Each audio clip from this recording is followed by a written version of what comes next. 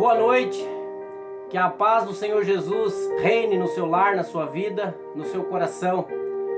Estou passando hoje aqui para deixar mais uma mensagem.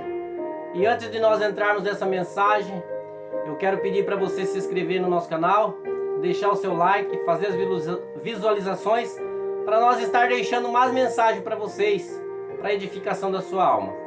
Eu quero ler aqui no livro de Reis, primeiro livro dos Reis, no capítulo 19, no versículo 4 a seguir.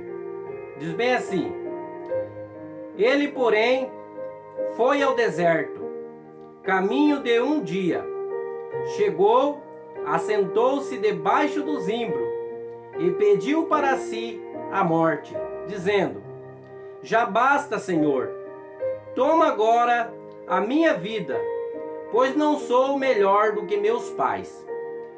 Esse texto aqui, nós estamos falando sobre o profeta Elias, um dos maiores profetas que existiu em Israel, chamado como profeta de fogo. Nós vemos que Elias foi um homem que foi muito usado por Deus. Elias, ele previu uma seca no tempo do reinado de Acabe. Ele previu uma seca de 3 anos e meio, porque o povo andava muito no pecado. Os reis da época andavam no pecado, viviam no pecado. Tanto Acabe, que havia se casado com a mulher Fenícia, que tinha se tornado a rainha Jezabel, e trouxe toda a idolatria para dentro de Israel. Nós sabemos que quando Israel se dividiu, que eram 12 tribos no tempo de Salomão, e se dividiu, passou a ser Israel a tribo do norte, o reino do norte, e Judá, o reino do sul, com 2 tribos, Judá e Benjamim. E então foi feito em Samaria a capital do reino do norte. E agora nós estamos vivendo num momento que os reis viviam numa idolatria muito grande e o povo perecia por isso.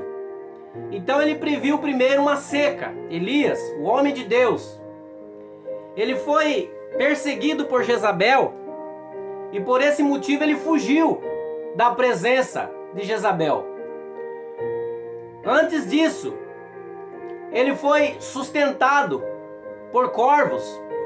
Deus mandou que ele fosse ficar na beira de um riacho, de um ribeiro, e ali ele foi sustentado por corvos durante muito tempo, que todos os dias trazia carne e pão para ele. Passaram-se os tempos, por causa da seca, aquela água secou e ele teve que sair dali.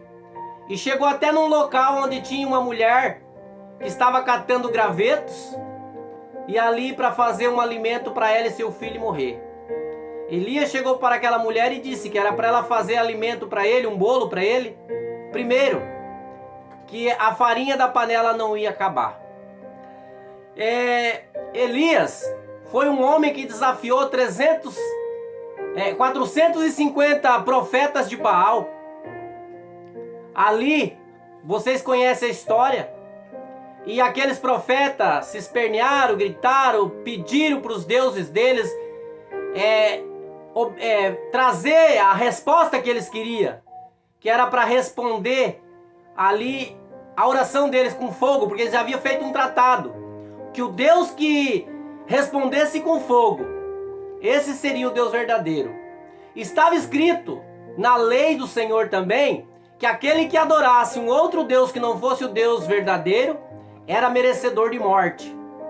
E nós vemos que foi feito ali esse desafio e os profetas aceitaram.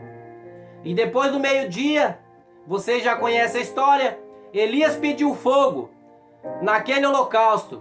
Ele colocou ali as 12 pedras, ele colocou ali os animais cortados, ele colocou a lenha e colocou ainda a água em roda daquele holocausto. E Deus mandou fogo do céu e ali consumiu a lenha, consumiu a pedra, consumiu a água, tudo que tinha o fogo destruiu.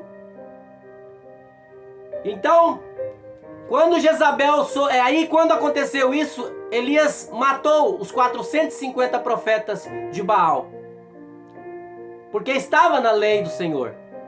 Eles haviam feito um desafio. Quando Jezabel soube disso, ela mandou um aviso para Elias, que amanhã, a essa hora, Elias estaria morto. Elias, um homem que desafiou profetas, que fez fogo do céu descer, que ressuscitou o filho da viúva, que multiplicou a farinha daquela mulher que alimentou ele. Um homem que havia feito muitos prodígios em nome de Deus, agora temeu, agora sentiu uma tristeza no teu coração. E ele foi para o deserto. E ali ele chegou até uma grande árvore chamada zimbro.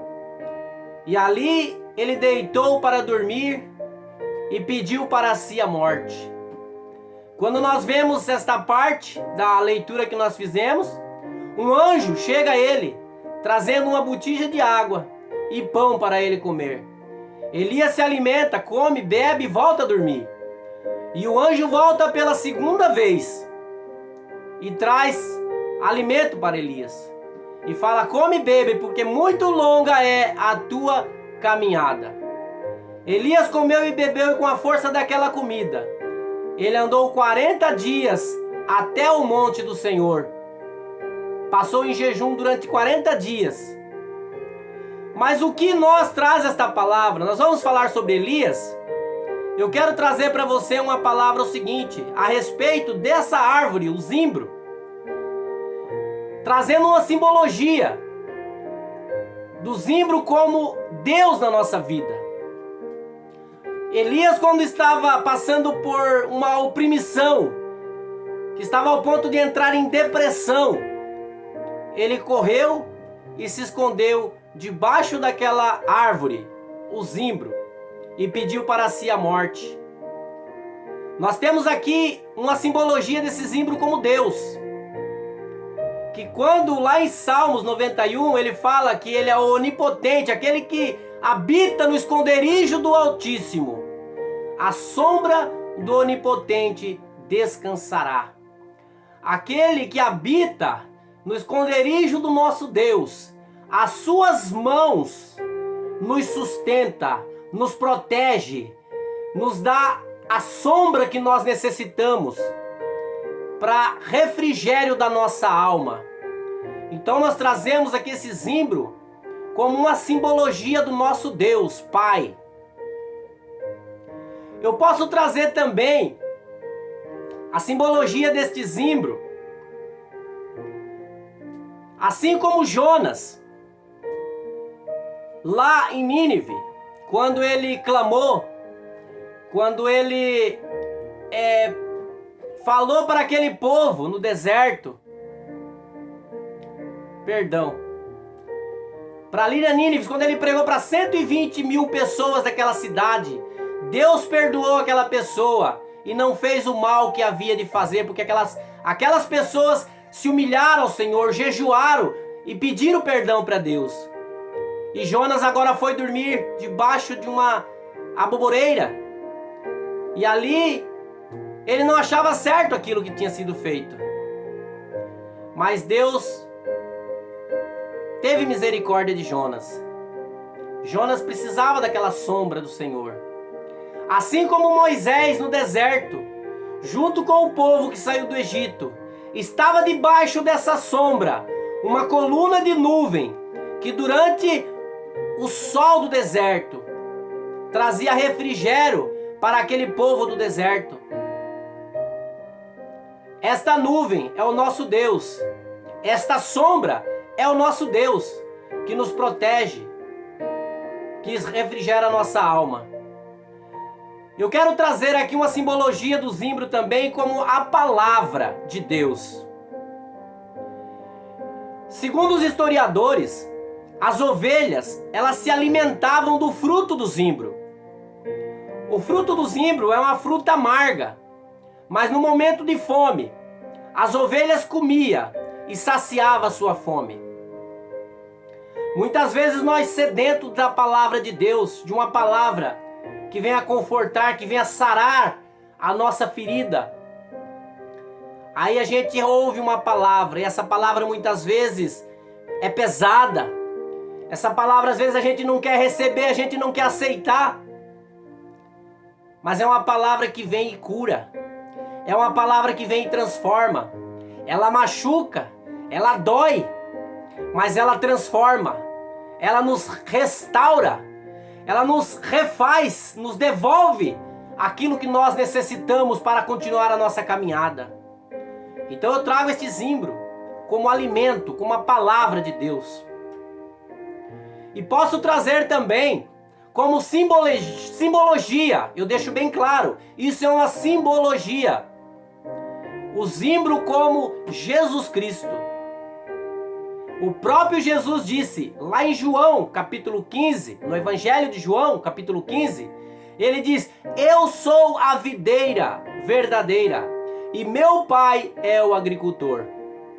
O próprio Jesus, ele se colocou como uma árvore, como uma planta. Então eu posso usar como simbologia Jesus Cristo como esta árvore que nos dá tudo o que nós precisamos. E trago também o Espírito Santo, a simbologia do Espírito Santo como essa árvore.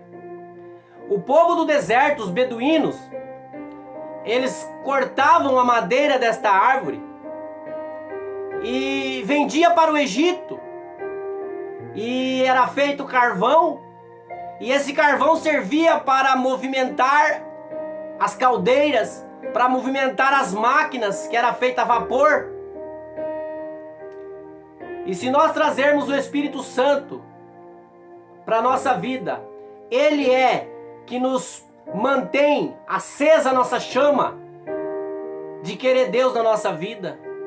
É o Espírito Santo que nos movimenta, que nos capacita, que nos consola, que nos inspira a fazer a obra de Deus. Então nós temos que quando Elias se deitou debaixo daquela árvore, ali ele tinha a palavra, ali ele tinha Deus, ali ele tinha Jesus, e ali ele tinha o Espírito Santo. E com a força daquele alimento, com a força daquela água, com o refrigério daquela sombra, ele conseguiu andar durante 40 dias e 40 noites até o deserto para falar com Deus. Esta é a palavra que eu deixo para você, meu querido irmão, que às vezes está passando por depressão, que às vezes parece que tudo acabou. Você está no fundo do túnel e acha que não tem mais solução para você. Mas eu digo para você, a solução dos teus problemas é Jesus. A solução dos teus problemas, você pode correr por todos os lugares. Pode procurar o melhor médico, pode procurar o melhor analista, o melhor psicólogo. Você pode procurar o que o teu dinheiro possa comprar. Mas nada vai devolver a paz. Nada vai devolver a alegria. Nada vai trazer alegria de viver, de glorificar a Deus, de viver em paz com a sua família. Você pode pensar, quem é essa pessoa que está falando? Para saber o que eu estou passando. Eu sou uma pessoa que passei pelo vale. Eu sou uma pessoa que parecia que eu tinha perdido tudo. Mas Deus devolveu tudo novamente para mim. E hoje eu posso glorificar a Deus.